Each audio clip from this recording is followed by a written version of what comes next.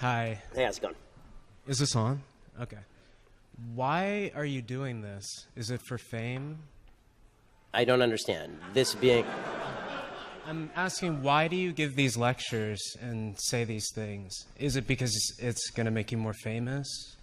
No, if I wanted to be more famous, then I'd write a TV show and take off my pants.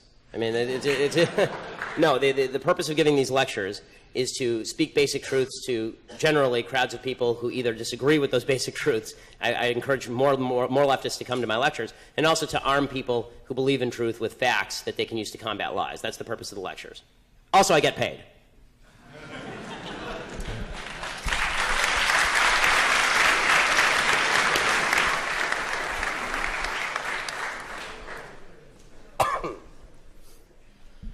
What's going on, Ben? Love your program. Love all that stuff. Oh, thank you. I appreciate it. Absolutely. I think as kind of a millennial conservative, constitutional conservative, one of the biggest threats and one of the hardest things to respond to from people on the left is when they talk about the utopia of the Nordic countries, because they are oftentimes armed with a lot of facts in regards to the efficiency of their public programs and things to that effect. So how would you recommend responding to those claims of the utopianism of the Nordic countries? Okay, so the first thing that's important to notice about the Nordic countries is that the Nordic countries are, by and large, extraordinarily ethnically homogenous. So they're not comparable in terms of and culturally homogenous as well.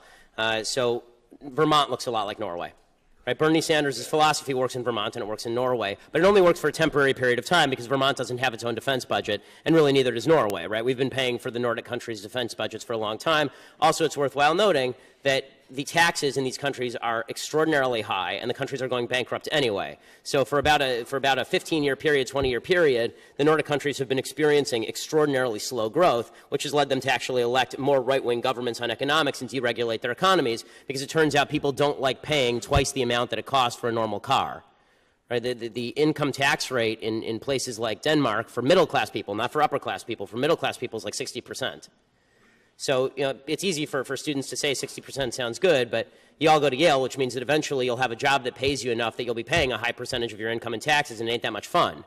There's a reason that Denmark, all these countries are now turning away from this, and they've been living off the back of America paying for their defense budget for a very long time. So you have the privilege of not having to pay your own defense budget. You also have a group of what can best be described as upper education people who have grown up in Western countries with a particular set of values.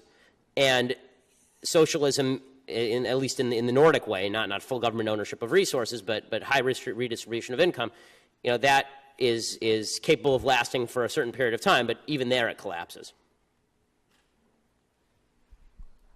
Hi, Ben. Howdy. So unconscious bias is a concept well documented in psychological studies, which is basically that people associate negative things with people of color and positive things with whites. So if that is true, given that that is true, how does white privilege not exist?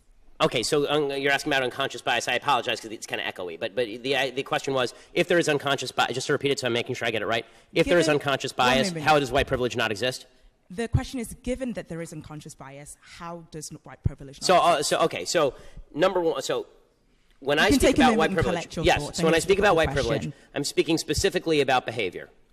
Okay, there have been no studies, and really I've looked at these studies, the connection between what they call implicit bias, this is their favorite phrase now, implicit bias, unconscious bias, and biased behavior has yet to be proven at any level that is even remotely necessary to be used in, for example, a courtroom, which is why it's never been used in a courtroom. It is also true that there is no way, there really isn't, there's been no proven way to alleviate what they call unconscious bias, which means that we're ghost hunting. So what I would suggest is that if there is unconscious bias, and I'll acknowledge the possibility or the reality of unconscious bias, if there is, then I need you to I don't care about what's in people's heads so much as what they do. So if you point me to a racist behavior, don't worry, I'll let you respond. If you point me to a racist behavior, I'm happy to stand alongside you and protest it. What I can't do is protest about things in people's head that I don't know about because I'm not a mind reader. Okay, so that's a really interesting response, and to that I have two questions. Firstly, what I've heard you say that this is something that, the way people think doesn't affect their behavior. So that's the first thing you've said. So I'm really curious if you can kind of give me another example of a thought that somebody has which doesn't affect their behavior. Like, do people who, support Trump not vote for him? Like, I'm very curious about that. Yes. And secondly, the second thing that I want to ask is that if it's something it's hard to fix, does it mean we shouldn't do anything about it? Because you said, oh, I don't know if we can change how people think. Does that mean we shouldn't try? I mean, first of all, not a great impression. But beyond that, my voice isn't that low. But beyond that, as far as the first question, which is, do people have thoughts that don't manifest in behavior? Yes, all the time. For instance? For instance, every thought that you have about walking up here and strangling me right now. I mean, I assume like we have thoughts all the time that don't manifest in behavior, and this is true every single day. We consider thoughts that cross our minds. And the problem with unconscious bias is the idea is you don't even know that you're having the thought, right? So how can you stop it if you don't even know that you're having it? But then we should be able to gauge the unconscious bias and its impact on behavior. That's why it's unconscious bias as opposed to conscious bias. The idea behind unconscious bias is that it's not even a ghost, it's a ghost of a ghost, because you don't even know you're having the thought. So people, the whole idea behind diversity training is the idea that you can retrain people to stop their chain of thoughts in order so that it doesn't manifest in behavior. I don't think that every thought manifests in behavior. If it did, then every time a man saw a good-looking woman walk down the street, a straight man saw a good-looking woman down the street, we'd have a real mess on our hands. So the second question, the idea was a little too broad for me to respond to, which is, just because something is tough, don't we have to face up to it? Yes, we have to face up to tough things all the time. And one of the tough things I would suggest that we face up to is that you have a lot more control over your own behavior and the decisions you make than the supposedly widespread unconscious bias of people you've never met.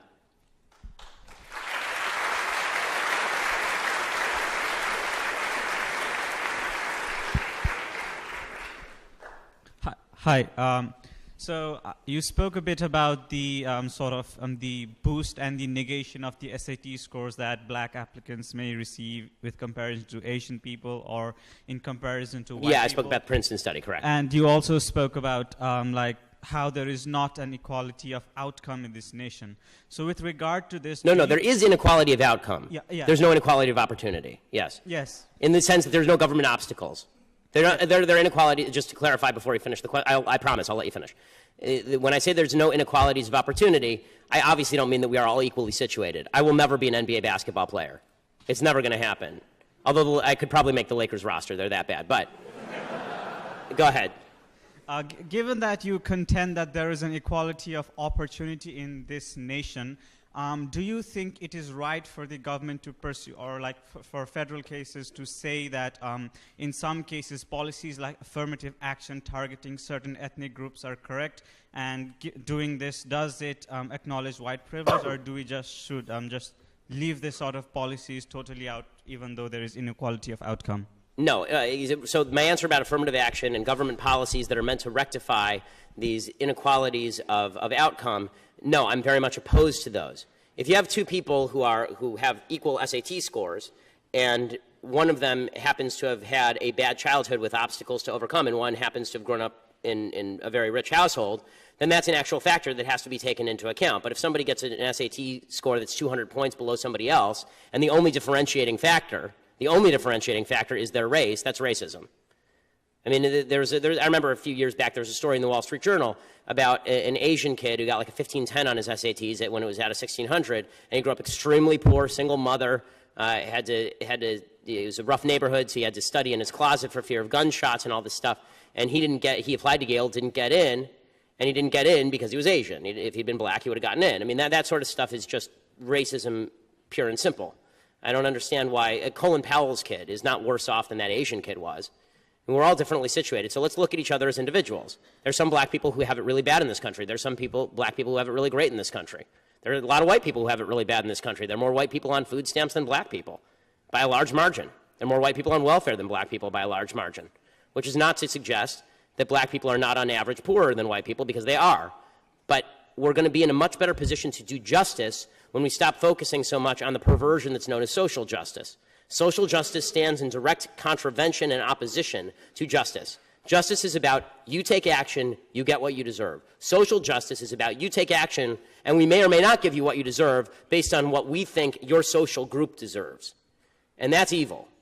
That really is. I mean, the idea that we're going to not judge the individual, we're instead going to judge what is most apropos for society based on the group to which you belong, and in some cases to which we arbitrarily place you, that's actually evil. Social justice is another word for redistribution of outcome and unfairness. Justice is a word that doesn't need a modifier. Like the word good doesn't need a modifier.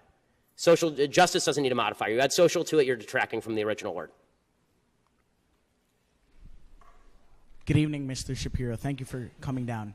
On basically the same topic, then how do you address the differences in, like, for instance, the educational system between inner city schools, which usually have worse infrastructure, many times have lack qualified teachers or lack teachers, period, versus schools in affluent neighborhoods? How do you try to get justice to the students living in inner cities versus those living in affluent neighborhoods? Right. Thanks. So I mean, the answer to me is more individual freedom, not less. One of the great problems is that people think government action is what rectifies these situations. It doesn't matter how much money you dump into inner city public schools if, number one, you don't have any sort of community or family structure that supports education. And this isn't just true of black communities. It's true. There's J.D. Vance's Hillbilly Elegy is a really worthwhile book. You should read it. It's all about a kind of downtrodden white communities in Ohio, and they have some similar problems to a lot of inner city black communities. The solution here is twofold. One, give parents more choice in where they send their kids to school. And two, a reversion to an actual belief in parental responsibility. Because the truth is that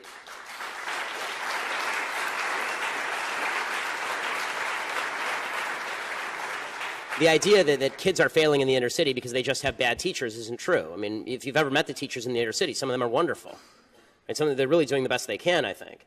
I think the bigger problem that you have is when you have broken families and you have people who are not inculcating the value of education, and when you have people who are saying to young people, and this is true all over the country regardless of race, this is one of my problems with this election, is I think all of the candidates in their own way are basically saying, you're a victim of the society, so individual responsibility no longer devolves to you.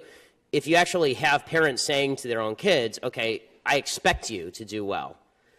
I expect you to get an education. It's not a suggestion, it's an expectation that you're going to work hard. Then there really is, that's the only way that this is ever going to get solved. Parents are the one, I have my own kids, I'm the one, in the end, even if there are no, I'm not going to send my kid to public school. I'm going to send my kid to private schools because the public schools in my area are a failure. LAUSD spends about $10,000 per student per year, and it's the worst school district in America.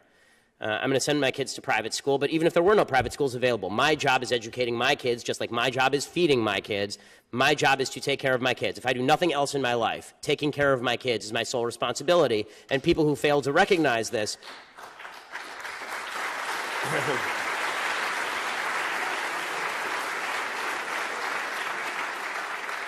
You want to talk about what's the number one problem in America? That's the number one problem in America, is people running away from their responsibility to their kids and to their family members and to their parents. If we all took care of our kids and our family members and our parents, there wouldn't be any need for the government to come in and screw everything up royally like it does.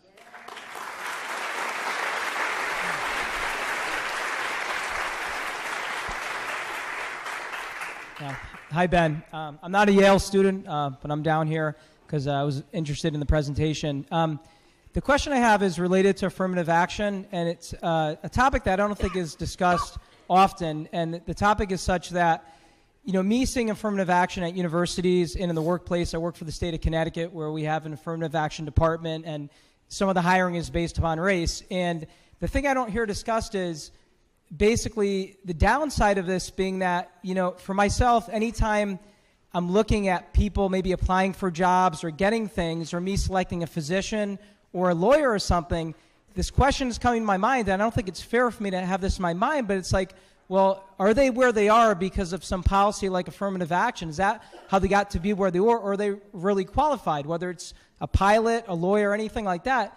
And this is the thing I think a lot of people have in their minds, is they're not sure nowadays if people are getting where they are because they got some, you know, privilege because of their race, or they really worked for it. And you know, that's something in the back of my mind and other people I talk to, and I wanted your opinion on that. Well, I mean, I think obviously that's true. I mean, if there are programs that benefit a particular group of people at the expense of another group of people, people are going to wonder whether the beneficiary group got there through merit or whether they got through because of a specific program. I mean, that's just normal human response.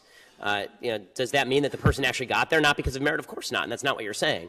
But that question is an open question. I mean, obviously, if you know that some people in a particular group got 5 points extra on a test, you don't know which which of those people got 5 points extra on the test. I'll also say that affirmative action, which I'm against all the way across the board, it becomes particularly counterproductive in the realm of public sector contracts. When you're talking about the government hiring people with lower standards because of their race, I don't care what the race is of the fireman who saves me. I just care that he's able to carry my fat rear out the back door. And I think that the government shouldn't be in the business of trying to rectify all of history's injustices. The government should be in the business of trying to find the best people for the job, since I'm a taxpayer and I pay those people's salary. Thank you. One thing that you didn't talk that much about was multiculturalism. So I saw a wonderful video that you did on radical Islam, and I'm curious how we address when different cultures might actually have radically different values. How do we start to have that conversation?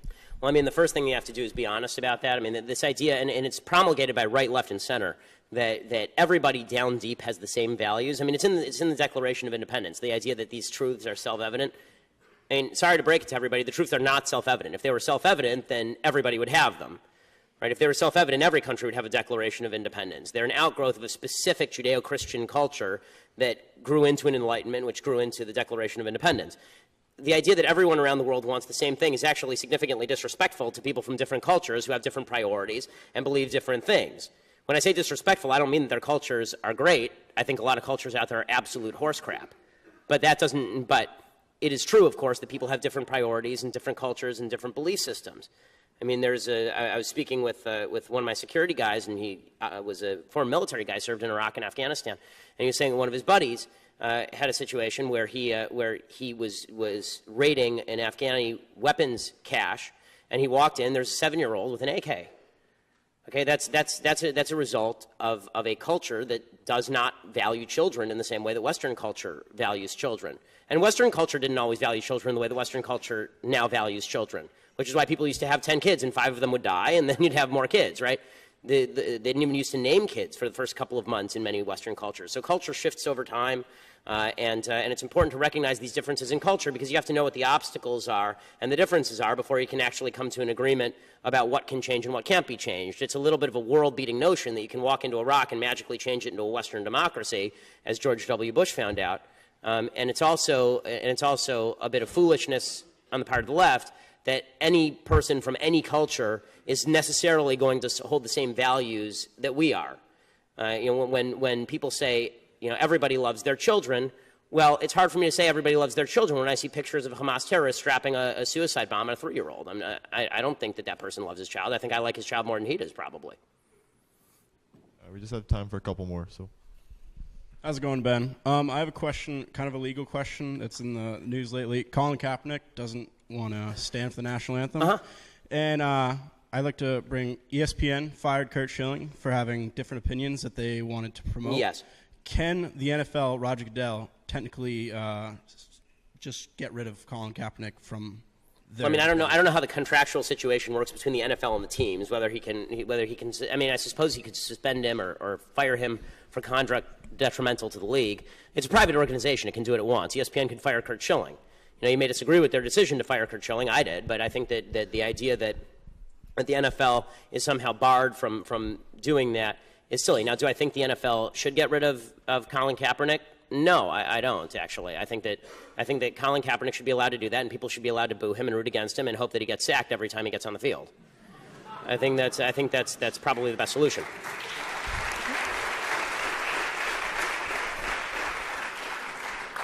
Hi. I just have a couple of questions of clarification. So, sure. You touched on it a little bit towards the end of your lecture, but if you could describe more, I guess, elaborate more on what you mean by decency and these fundamental values, especially in light of the statements that you just made in response to the question, not this last question, but before this, recognizing the fluidity of culture and cultural values and the existence of cultures that don't necessarily share the same values, and how do you account for that, moving towards a common set of values? How do you, if you believe that it is useful, develop coalition politics in order to move towards a collective sense of value?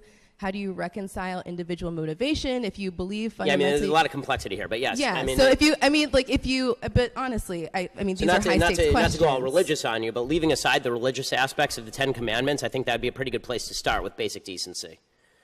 Right? Don't steal. Don't. I'm a deeply religious person. I'm an Orthodox Jew. I don't think that it's mandated that everybody believe in God, obviously, and I think that, and I understand the arguments for atheism. That said, I think that, basic values that we in Western civilization tend to share, things like you don't get to kill people, you don't get to kidnap people. I think that values that have developed later, anti-slavery values, for example, that are a later breaking development from Western civilization, but have roots in Judeo-Christian civilization. Those are values that are fundamental values of decency. The ones embodied in the Constitution seem to me to be good values. Like, I don't get to harm you because I don't get to use the government as a club against you because I disagree with what you say. I don't get to use the government as a club against you because I disagree with your religious practice that doesn't infringe on me. I have sort of a John Stuart Mill view of interpersonal decency when it comes to governmental intervention, and that is I get to wave my fist around as much as I want so long as it doesn't hit your face. I just wonder about the slipperiness of that, right? Because that same value system has been used to justify a number of things that I think we would understand to be fundamentally unjust. Well, give me an example. So as I say, the John Stuart Mill system would definitely not value slavery. I mean, that's not me waving my fist around until I hit your face. That's me putting you in chains. I mean, that's a fundamental human evil because I'm violating somebody else's rights.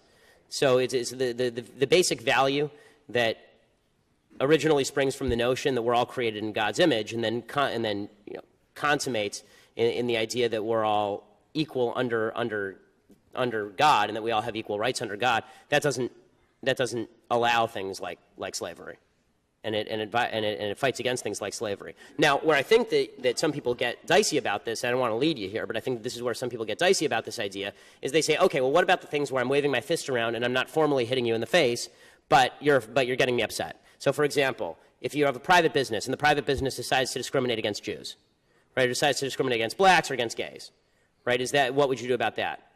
So I don't think the government has any business telling private businesses what to do, because I think that capitalism is colorblind, and that means that if somebody discriminates against Jews or blacks or gays, they'll go out of business. There will be other people who offer their services. The problem is once you start to let government or society take a forced stand, an enforced stand as to what quote unquote good behavior is and bad behavior is, you start to get into real trouble. But I think we can all agree what actual harming behavior looks like. Actual harming behavior is not me denying you a service that I don't owe you in the first place. Actual harming behavior is me stealing something from you, punching you, taking your children, something that you have a right to, I'm taking away from you. And you don't have a right to my services. No one does. So just to be clear, is that something that you would define, as my last question? Mm-hmm. Is that something that you would define in objection, that you set sort of in opposition to things like microaggressions or whatever that you find to be false on the grounds that they are subjectively offensive? Are the things that you just listed things that you would find to be objectively offensive? Well, so now you're getting into a broader question, which is, are any values objective or subjective? All values, I suppose, in the end, are going to be subjective, but I think the ones that we can most easily agree on, and the ones to which there's an objective standard anyway, that doesn't require you to read my mind. Let's find a standard where we don't have to read each other's mind. So a standard where microaggressions require me to read your mind. I have to try and figure out what's going to offend you and what's not. I don't have to read your mind to know you probably don't want me to punch you in the face. Right? Like there's an objective standard there where I don't have to read your mind. We all sort of agree. And if we can't agree on that, we can't agree on literally anything, and then society's over. So I guess time to buy your food parcels and build your bomb shelters, if that's the case. If we can't all agree it's bad to hit each other in the face, then we have no place to start. Thanks so much. All right, this will be the last question, right? Hi. So throughout your speech, you kind of treat the left as sort of this monolithic group of people. Yeah, like a terrible block of terrible people. Exactly. Sure. Yeah, it's exactly what I'm talking about. Like at one point, for example, he said the left hate free speech. The left only care about diversity but not values. Right, it's shorthand. The left is trying to destroy America's value system. My first question to you is, isn't this sort of kind of generalized hyperbolic language divisive, and doesn't it kind of add to division instead of bringing America together? And my second question is, do you acknowledge that the left is composed of a wide, diverse range of people with diverse viewpoints? Of course, of course. Oh, here's what I define the left as. So, good question. Here's what I define the left as if the speech didn't make it clear. Excuse me. When I say that the fundamental left value, if you believe this, you are on the left. If you believe that fairness of outcome is more important than fairness of than equality of rights, then you are on the left. That.